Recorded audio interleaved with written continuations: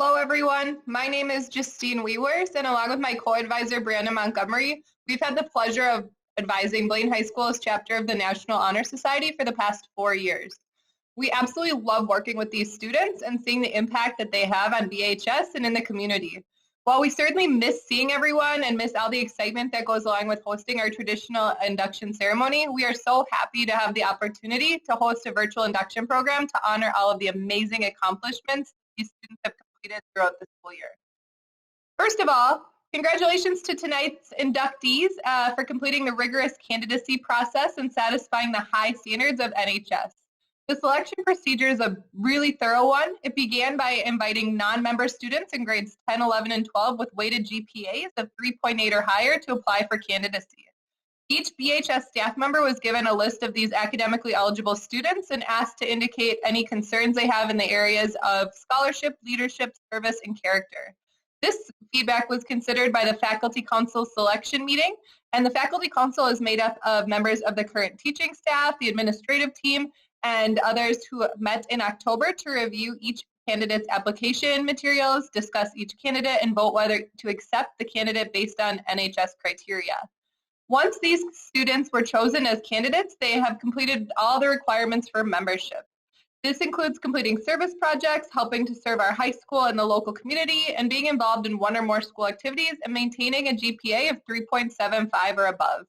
These students should be proud of all that they have accomplished this year, and they have satisfied all the high standards of NHS and proven their commitment to service, leadership, character, and scholarship.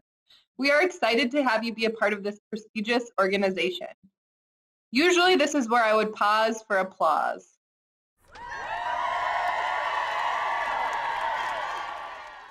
The 4 pillars of NHS are character, scholarship, leadership, and service. The Faculty Council firmly believes that each and every current member and new inductee demonstrates dedication to these values in their everyday lives. Each new NHS inductee will receive a certificate in the mail that serves as proof of membership to this organization, and each second and third year member will receive a certificate of recognition for continuing to demonstrate the 4 pillars of NHS, therefore remaining eligible for continued membership. I thought it'd be fun to include a few highlights from the portion of the school year that we spent together, so here it goes. In just the first 2 trimesters of the school year, Mrs. Montgomery and I have had the pleasure of logging over 7,200 service hours. That means that students have spent over 7,200 hours volunteering in our local community, and that's in just the first 2/3 of the school year. From delivering food to those in need, to tutoring their peers, to breaking leaves for elderly people in our community, to helping run family fun nights and reading to students at local elementary schools, our NHS members have seriously made such a huge impact on our local community. Roughly 250 students have helped 70 BHS teachers as part of our Help a Teacher program. Over 100 students worked as peer tutors during our Bengal Junction after-school peer tutoring program. 28,794 food items were donated from NHS students during our trick-or-treat food drive in October. That's over 5,000 more food items than just last year. That was enough to not only stock Tiger Takeout, which is our in-house or in-school food shelf, but we also sent over 26,000 pounds of food to the Seika food shelf in Columbia Heights. In the 4 years that we've partnered with Seika, NHS students have donated over 75,000 pounds of food, and we've become Seika's single biggest food donor each year. 50 NHS members also braved the Minnesota winter tundra to jump into a frozen lake this past January at the Fire and Ice Plunge. In so doing, they raised over $1,400 to help fight hunger in our local community. 75 senior members led service projects. And for the past 3 years, the Blaine High School Chapter of NHS has partnered with Seika Food Shelf in one of the most powerful student-led initiatives. Throughout this school year, 47 students spent time packaging and delivering food for roughly 100 homebound, low-income senior citizens each and every month. For many of these senior citizens, this was some of the only food and only visitors that they get each month. So these students are truly a lifeline. The list of accomplishments could go on, but we are so proud of all that the amazing young people have achieved this year, and we will now spend some time recognizing each and every one of them. Hello, NHS members and inductees. It is an honor to be able to address such an outstanding group of Blaine High School students. I would like to begin by recognizing Ms. Wewers and Ms. Montgomery for their organization and leadership with NHS. The amount of time they commit to this organization is incredible. Thank you. Next, I would like to take the opportunity to thank the current NHS members for their leadership and commitment to making Blaine High School such a great school and community. It's your focus on academics, community leadership, and character that help others strive for greatness. With that being said, I would like to congratulate the inductees. You have displayed all the characteristics of a model student and citizen of BHS. And now it's time for you to take that next step towards greatness, pushing yourself to step outside of your comfort zone and take the risk to make a positive impact on the BHS community and your fellow students. Thank you for allowing me to have a minute to address such an amazing group of students. Enjoy the ceremony and remember to embrace your accomplishments. The dictionary defines character as the mental and moral qualities distinctive to an individual. My personal definition goes beyond that. Character is what defines you. It is the traits that you not only show in difficult situations, but daily life. The National Honor Society looks at more than academics. They take into consideration the character that each candidate they select possesses. Those with superior character tend to show qualities of honesty, compassion, courage, and especially integrity. A few years ago, my friend group and I had a ton of drama because someone didn't have the integrity to speak the truth. Drama tends to bring out the worst in people, but my character stayed strong. I showed vulnerability by apologizing for my part and showing empathy to the others involved. This experience impacted me and helped me realize how much personal character is needed, even in difficult situations. As I went forward from this, I saw good qualities of character in each new face I met. Having a good reputation will help people know that you have good character. Many people nowadays think, YOLO, who cares what I do? It's only affecting me. But that's not the mindset you should have. Every one of you was invited to be part of NHS for a reason. The people who nominated you used the 4 pillars as a guideline. And character, it has no gender, no race, no body form. It is an internal representation of who you are and how you act. Today, I stand amongst so many upstanding individuals. I just wish I could see your faces. Character is an asset that new members will continue to show throughout their high school time. And graduating seniors, your character will continue into the future and just continue to develop. I wish you all the best luck. Thank you. We all have the potential to be a leader. If your actions inspire others to dream more, learn more, do more, and become more, then you are a leader. I'd like to start off by defining what leadership is not. Leadership is not managing people, giving them orders, or being power hungry. Leadership is not doing the bare minimum. It's definitely not completing tasks on an average level. Genuine leadership is much more than a position someone holds, and it's measured in results, not attributes. Barry Parker said it this way: leadership is the capacity to increase a sense of power among those led, rather than exercising it yourself. The most essential role of a leader is to create more leaders. Reflecting back on my time at Blaine High School, National Honor Society has created a platform for me to exercise my leadership skills in ways I would have never imagined myself exhibiting. Sophomore year, I was able to start volunteering monthly at Seika Food Shelf. With a naive yet hopeful mind, I knew that it was important for me to step up in a leadership role because it was much bigger than myself. The idea of meeting new people and stepping out of my comfort zone, well, it scared me, but one of the most important things that I learned was that great leaders take risks, no matter how uncomfortable the situation makes them. I've been volunteering at that same food shelf for the past 3 years, and every year I take it upon myself to be an example to the new volunteers. Because great leaders don't just say, this is how you do it, but they show you how to do it themselves. Seika taught me that it's not the fact that you just volunteer because, anyone can do that, but it's the idea that you did it with this drive, this passion that inspired others to dream and learn and do and become more. I learned that leaders are not great because of the power that they appear to have, but because of the ability to empower others. I've been able to apply my leadership skills outside of the food shelf too. Counting back, my greatest accomplishments would consist of times that I've made an example of the person that I want to be. Senior year, I had many opportunities to influence my peers and community. I participated in Box City, where many of us ODA students slept in cardboard boxes on the tennis courts to advocate for youth homelessness. I was a chairperson for Coats for Kids, where we collected 425 coats and distributed them throughout the North Metro area and for those who need them.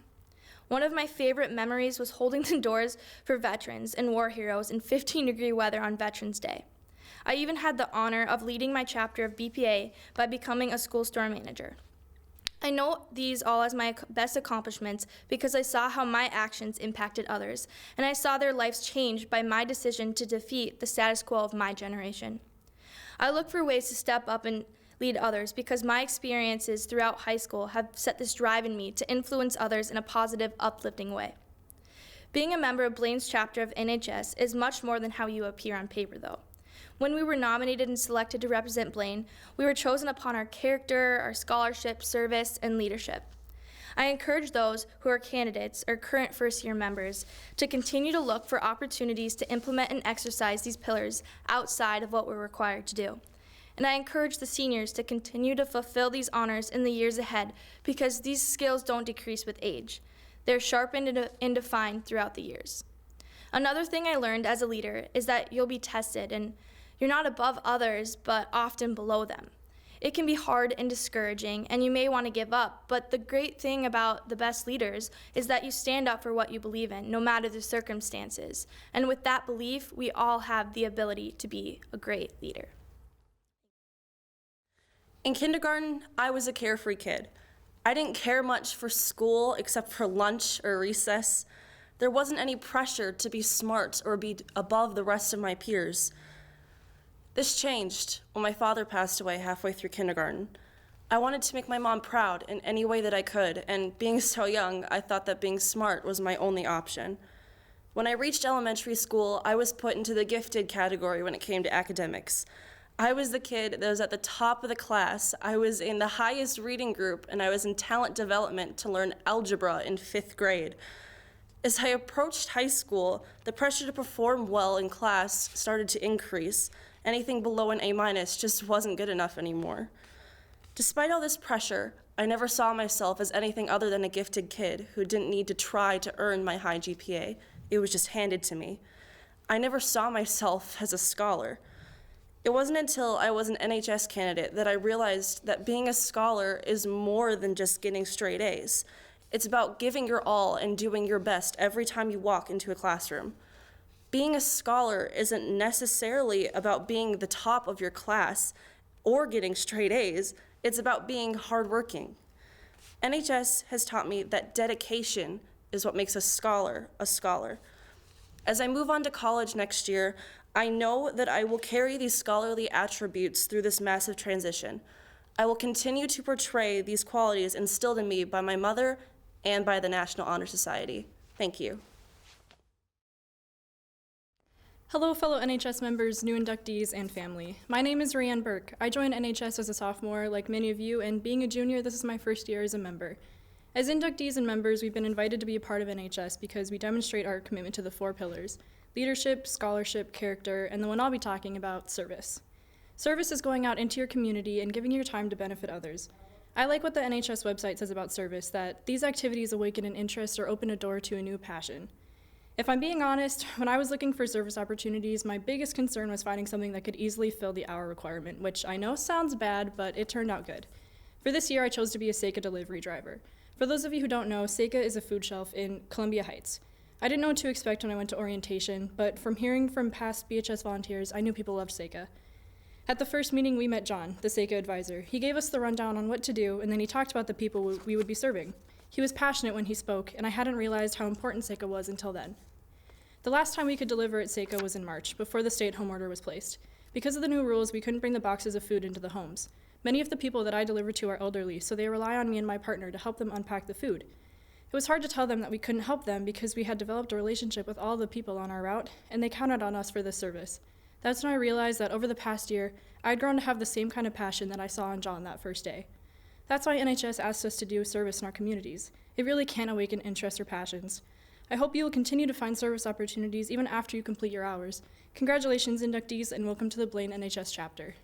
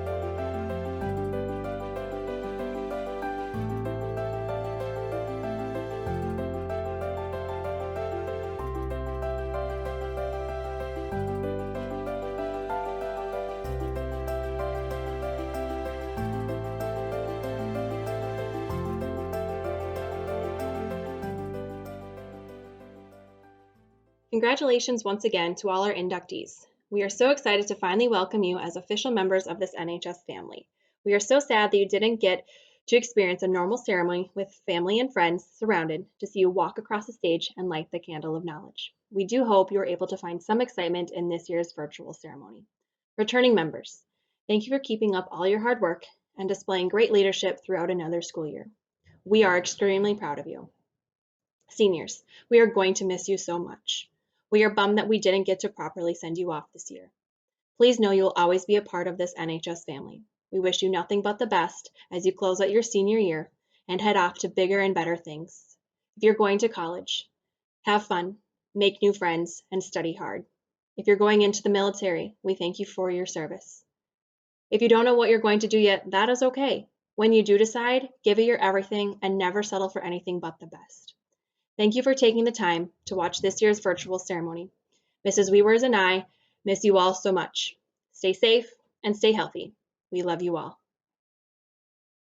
Hey everybody, it's me, John. I'm here with my girlfriend's cat, Lori, and today we're going to be talking about the 3 things that I think you should know as far as life advice goes for people that are going out into the world. Alright, but before I get started, Please make sure, if you haven't already, to subscribe to my channel down this way here somewhere. And you can also follow me on Instagram, TikTok, Snapchat, LiveJournal, MySpace, and Facebook. All right. Tip number 1. If you haven't already done so, you should open up some kind of retirement account, like a Roth IRA or something similar to that.